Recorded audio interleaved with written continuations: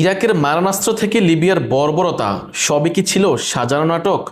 সত্য যখন প্রেসিডেন্টের বিকল্প তথ্যের কাছে হার মানে, তখন চড়া দাম দিতে হয় সাধারণ মানুষকে। আজ পর্দা ফাঁস হবে সেই সব যুদ্ধের, যা শুরু হয়েছিল স্রেফ কিছু মিথ্যে দিয়ে।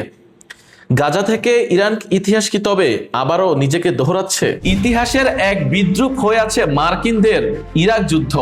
দেশটিকে মুক্ত করার নামে একটি সার্বভৌম রাষ্ট্রকে ধ্বংস করে দেওয়া হয়েছিল সেই সব গোয়েন্দা তথ্যের ভিত্তিতে, যা ভুল তো বটেই, এমনকি বানোয়াট ছিল। ইরাকের লাখ লাখ নাগরিক সেই বিকল্প তথ্যের মাসুল দিয়েছেন নিজেদের জীবন দিয়ে। দেশটি এখন এক স্থায়ী ধ্বংসস্তূপে পরিণত হয়েছে, যেখানে ভুল স্বীকার করলেও ক্ষমতার বসনদে থাকা কাউকেই শাস্তি দেওয়া হয়নি। এই নির্লজ্জ কৌশলের আধুনিক সংস্করণ দেখা গেছে 2011 সালে লিবিয়ার হস্তক্ষেপে। বড় বড় সংবাদ মাধ্যম ও রাজনীতিবিদ অপ্রমাণিত গণধর্ষণ ও বর্বরতার খবর প্রচার করে জাতিসংঘকে হস্তক্ষেপ করতে বাধ্য করেছিলেন। পরবর্তী সময়ে যুক্তরাজ্যের সংসদ এবং মানবাধিকার সংস্থাগুলোর তদন্তে উঠে এসেছে যে যুদ্ধের স্বার্থে বেসামরিক হুমকির বিষয়টি অত্যন্ত ফুলিয়ে ফাঁপিয়ে দেখানো হয়েছিল। মূলত শাসন পরিবর্তনের গোপন উদ্দেশ্য বাস্তবায়নেই এই বিকল্প তথ্য তৈলাক্ত উপকরণ হিসেবে কাজ করেছিল।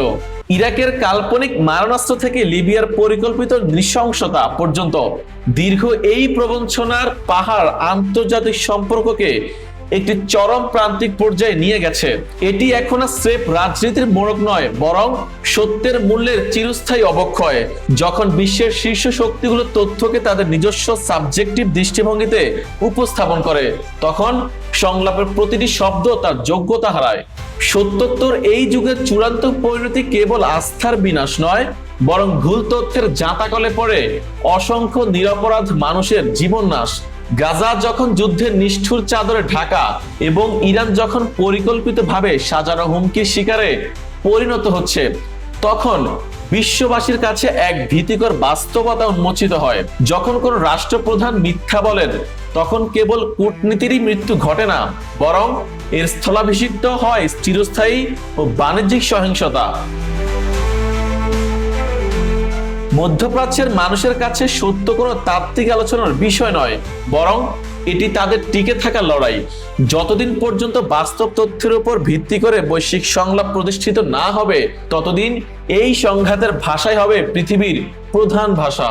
এটি এক অন্ধকার ভবিষ্যৎ, যেখানে চুক্তির কোনো দাম নেই এবং মানুষের জীবনে কেবল নিশ্চিত হয়ে থাকে একের পর এক সাজানো যুদ্ধ। মধ্যপ্রাচ্যের আকাশে আজ আবারও অনিশ্চয়তার মেঘ। চুক্তির কালি শুকানোর আগে যখন বারুদের গন্ধে বাতাস ভারী হয়ে ওঠে, তখন পৃথিবীর প্রতিটি শান্তিকামী মানুষের মনে একটাই প্রশ্ন জাগে: এই সাজানো যুদ্ধের শেষ কোথায়? নাকি আমরা এমন এক অন্ধকার দিকে হাঁটছি যেখানে সত্য নয়, বরং মিথ্যার জোরেই নির্ধারিত হবে আগামীর পৃথিবী।